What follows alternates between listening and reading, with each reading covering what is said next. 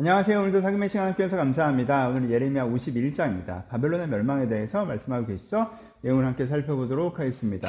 크게 6단락으로 되어져 있습니다. 바벨론의 멸망에 대해서가 크게 3단락이 되어져 있고요. 그 사이에 하나님에 대해서 유다의 입장에서 이 의미, 그리고 이렇게 하시는 메시지의 의미에 대해서 사이사이에 들어가 있죠. 한 단락부터 살펴봅시다. 1절부터 14절까지는 바벨론 멸망을 얘기하는데 바벨론 무너뜨리는 군대의 모습을 이야기하고 있죠. 바벨론 엄청난 대적, 그래서 반복되는 이미지는 바벨론을 무너뜨리는 엄청난 군대가 몰려와서 바벨론을 밀어버린다는 거예요. 그 당시로는 좀 상상이 안 되는 모습이죠. 그렇죠? 상상이 안 되는 모습이에요. 누가 바벨론을 이제는 할 수 있어? 바벨론이 세상을 제패했는데. 근데 엄청난 군대가 몰려와서 바벨론이 각각 나라들을 밀어버렸던 것처럼 바벨론을 밀어버린다라고 얘기해요. 그 군대의 모습은 활을 주로 묘사하고 있고요. 관통상을 당한다라고 표현하고 있어서, 그리고 이제 메대의 왕, 화살과 방패로 묘사하고 있죠. 그래서 나중에 실제 메소포타미아, 페르시아가 이제 바벨론을 멸망시키는데 페르시아가 이제 활이 유명한 지역이죠. 어찌됐건, 예언적인 메시지라고 할 수 있죠. 어찌됐건 바벨론의 군대를 무너뜨리는 바벨론을 무너뜨리는 군대 모습이 나타나고요. 그래서 유다에게 뭐라고 해요? 바벨론에서 빨리 나와라. 바벨론에 머무를 생각하지 말고 나와. 거기가 좋다고 생각하면 안 돼. 너 그러다 갇히면 한다. 빨리 나와야 돼. 라고 말씀하시죠. 바벨론의 그 의미에 대해서 얘기해요. 얘네들은 치료가 안 되는 애들이다. 넘어진 금잔이다라고 표현하죠. 하나님께서 바벨론을 축복하시고 사용하셨어요. 금잔이에요. 여러분 다니엘서에 보면 하나님께서 느부갓네살에게 바벨론이 얼마나 나타나십니까? 그렇죠? 하나님께서 바벨론에게 분명히 나타나셨단 말이에요. 근데 이들이 하나님을 무시하죠. 그렇죠? 하나님께서 그를 사용하셨는데 하나님께서 귀히 써 주셨음에도 불구하고 넘어진 금잔, 치료가 안 되는, 그렇죠? 하나님의 사용을 받고 하나님의 계시를 받고도 하나님에게 오지 못하는 모습이 그들이 실패하는 이유다라고 얘기합니다. 다시 한번 그 군대의 모습을 묘사하고 그들의 재무, 그들의 능력의 한계가 드러난다. 난 이렇게 재물이 많은데 우리가 이렇게 능력이 있는데 우리가 왜 실패해? 아니, 거기에 한계가 있어. 너희의 능력을 뛰어넘는 대적들을 밀어버릴 거야 라고 얘기하는 것이 첫 번째 단락입니다. 그렇죠? 계속 내용이 반복돼요. 압도적인 군대가 무너뜨리는 것, 그러니까 유다는 나와야 되는 것, 그렇게 된 이유가 그들이 하나님을 섬기지 않았기 때문인 것, 그들의 능력의 한계가 드러나는 것에 대한 얘기가 계속 반복되어지고 있습니다. 두 번째 단락 얘기하죠. 창조주 하나님에 대해서 얘기하죠. 하나님께서 세상을 주관하는 창조주세요. 바벨론이 이렇게 대단한데 망한다고요? 뭐 바벨론이 대단해봐야 하늘 아래 바벨론인데. 하나님께서 세상을 창조하고 주관하셔. 그러니까는 우상을 숭배한 건 어리석은 거야. 이게 바벨론에 실패하는 이유죠. 여전히 우상을 숭배하고 잘못된 것을 추구하고 그들의 신을 섬기고 하나님께서 세상을 창조하는데 여전히 자기의 것들을 하는 것 때문에 그들이 실패하는 거야.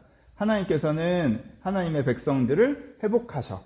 그리고 하나님 반대편에서 우상 숭배하는 자들은 넘어뜨리셔. 이게 하나님의 나라, 하나님의 일이야 라고 창조주 하나님 되심을 이야기하죠. 그럼 이건 단지 민족주의적이지 않다는 거 말씀드렸죠. 모든 열방에 같은 기회가 있어요. 바벨론에게도 기회가 있었던 거잖아요. 그러니까 이거는 단지 민족적 이스라엘이 아니라 영적 이스라엘을 얘기하는 거죠. 하나님을 선택하는 자는, 창조자를 믿는 자는 하나님의 일하심을 경험하지만 우상 숭배, 우상을 추구하는 자는 그 어리석음으로 실패한다. 바벨론도 마찬가지다 라고 얘기하는 거죠. 그 다음에 바벨론의 멸망에서 다시 한번 얘기합니다. 넘어진 근잔으로 표현되는 부분이 하나님의 철퇴예요. 하나님의 도구예요. 하나님의 도구가 되어서 많은 나라들을 무너뜨렸죠. 하지만 이들이 하나님의 원수가 되어 하나님의 반대편에 서죠. 그러니까 하나님에 의해서 넘어뜨리는 당 입장에 서게 된다는 거예요. 메뚜기 같은 대적들이 또 밀려오고 계속 이제 같은 대적의 이미지죠. 엄청난 대적들을 위해서 패전하게 되는데 이거는 단지 이들이 세서가 아니라 이거 역시 하나님의 계획이다라고 말씀해주고 계십니다. 바벨론 멸망을 얘기하고요. 네 번째 단락은 소송의 승리로 표현됩니다. 고소인 예루살렘이 등장하죠. 여기서 나라고 표현하고 있어요. 보시면 내가 받은 폭행과 내 육체에 대한 학대가 라고 얘기하면서 내가 이렇게 나를 먹으며 나를 멸하며 나를 빈글씨 되게 하며 해서 이게 고소인 예루살렘 소송처럼 이렇게 표현하는 거죠.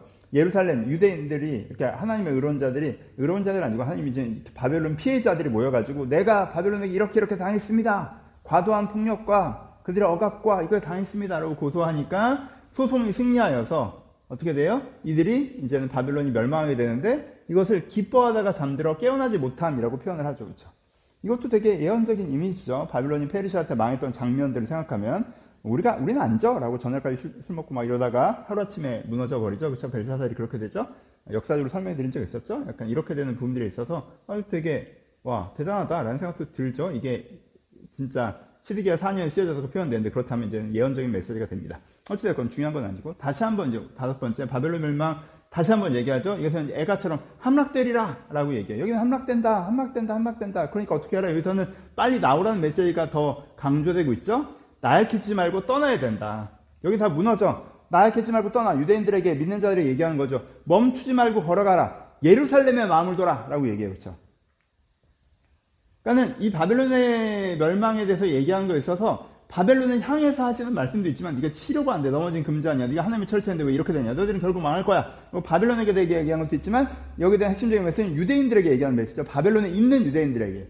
너희들 거기서 나와야 돼. 나약해지지 말고 떠나야 돼. 멈추지 말고 걸어가야 돼. 네가 예루살렘을 바라보면서 여기 쳐다보지 말고 글로 걸어가야 돼. 라고 유대인들을 향해서 말씀해주고 계십니다. 파도 같은 대적이 바벨론에게 몰려오고 바벨론은 불타게 된다라고 얘기합니다. 그래서 계속 이게 읽으시면 좀 지루하게 느껴지거나 혼란스럽게 느껴지는 건 계속 무너지는 장면들이 이제는 중간중간 이렇게 크게 나와 있어서 그런데 이 장면들을 좀 묶어두시고 그 사이사이 들어가는 구절들을 보시면 전체를 이해하시기 좀 쉽다라고 말씀입니다. 이렇게 얘기가 되면서 예언적인 건 마무리되고요. 그런데 이제는 이 내용에 대한 것을 이제 두루마리에 적었죠. 두루마리에 적었어요. 그래서 시드기야 4년에 어디로 보내요? 2차 포로. 지금 예레미야 2차 포로 잡혀져 있는 포로들에게 이걸 보내죠.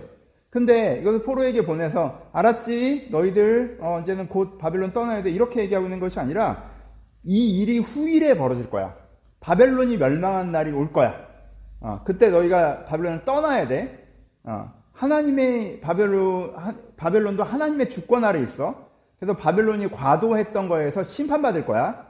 알아. 그러니까 그때 너희가 바벨론을 떠나야 되는 거야. 라고 전하고 나서 이걸 어떻게 해요? 유브라테스 강에 이 책을 던지죠. 이 두루마리를 던져요. 그래서 이게 미래로 보내는 편지 같은 이미지를 갖게 되죠. 그렇죠? 여기에 이제 이 예언이 미래 성취될 것이다. 라고 하는데 이게 미래로 보내는 이미지를 갖게 됩니다. 적용하죠. 여러분, 보세요. 이게 2차 포로를 포함해서 이게 3차 포로까지 다 끌려가게 되잖아요. 그 사람들이 예레미야의 말씀을 이 유브라테스 강에 던져진, 그렇죠? 유브라테스 강을 보면서 저 강에 던져진 이 예레미야의 말씀을 기억하겠죠. 예레미야는 이집트로 갔지만 사람들은 이 말씀을 기억할 거란 말이에요. 그렇죠? 이 내용들은 남아있고 던진 건 상징적인 표현이니까. 그러니까 이 말씀을 기억하는 유대인들은 어떻게 하게 돼요? 바벨론의 포로로 끌려갔다는 사람 어떻게 해요? 바벨론에 동화되지 않겠죠. 왜? 우리를 멸망시켰던 하나님께서 바벨론도 멸망시키는 거야. 바벨론이 잘나서 우리를 이긴 게 아니야. 바벨론이 잘나서 우리를 이긴 거면 우리가 바벨론에 흡수되는 게 맞지. 하나님 믿었던 게 너무 초라했던 거고. 근데 하나님께서 우리를 침판하신 거면 하나님께서 그리고 이 바벨론도 심판하실 거면 우리가 여기서 바벨론에 동화되면 안 돼. 그쵸? 이 메시지가 핵심 메시지 되는 거죠. 이거를 포로로 끌려온 그 사람들이 믿고 있으면 우리가 바벨론을 나갈 준비를 해야 되고 나약해져서 여기 흡수되면 안 되고 멈추지 말고 걸어가야 되고 이게 지금 당장 무슨 액팅을 하는 건 아니지만 뭘 하게 되는 거예요? 바벨론 속에서도 내가 나를 지켜 세속에 물들지 않는 태도가 되게 한다는 거예요. 그러니까 이거는 예레미야가 그 포로된 그들 가운데 다 던져지는 아주 중요한 설교가 되는 거죠. 너희가 바벨론에 끌려온 게 바벨론이 강에서 끌려갔다고 생각해? 그러면 하나님께 너를 심판했다고 생각해. 하나님께 너를 심판했다고 생각해? 그럼 그 하나님이 내가 알려줄게. 바벨론도 심판하실 거야. 왜? 그들이 도구로 쓰임받는 멈추지 않고 하나님을 믿을 기회를 줬는데 하나님을 섬기지 않고 그가 강포와 포악을 해갔거든. 너희들의 그 억울한 소송 하나님께서 받아들이실 거야. 그들이 멸망할 거야. 그러니까 너희 여기 흡수되거나 동화하거나 따라가려고 하지 마. 여기서 너희를 지켜가 라고 말씀하시는 거죠. 그래서 이것이 우리 가운데 적용되는 건 뭐예요? 세상이 이래 라고 세상 따라가지 마시고 뭐 하세요? 자기를 지켜 세속에 물들지 않게 하십시오. 요즘에 여기가 이렇고 요즘에 저희가 이렇고 요즘에 어떻고 저떻고 요즘 오케이 그게 여러분들에게 무엇인가 할 이유와 정당성과 당위와 권위가 되면 안 돼요. 하나님 앞에서 다시 물으셔야지. 요즘 이러니까 내가 이렇게 한다. 요즘 세상이 바벨론이야. 바벨론에서는 이렇게 살아야지. 요즘 한국이 이래. 그러니까 내가 이렇게 사는 거지. 그럼 자기를 지켜 세속에 물들지 않게 하는 것에 실패하는 거야. 그러면은 바벨론이 무너질 때 같이 무너집니다. 그렇죠? 어떻게 하셔야 돼요? 우리는 바벨론을 떠나야 되는 사람이에요.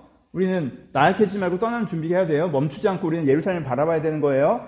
당장 내 몸이 떠나지 않더라도 우리 마음은 이렇게 준비되어 있어야 돼요. 아시겠죠? 여러분들 혹시 이 말씀을 들으면서 내가 너무 요즘 한국 사회, 내가 속한 세상에 물들어서 그냥 세상 다 이렇지 말고 따라가는 분이 있었다면 그분은 하나님 앞에서 돌아보시고 자기를 지켜 세속에 물들지 않는 결정들을 다시 해보셨으면 좋겠습니다. 감사합니다.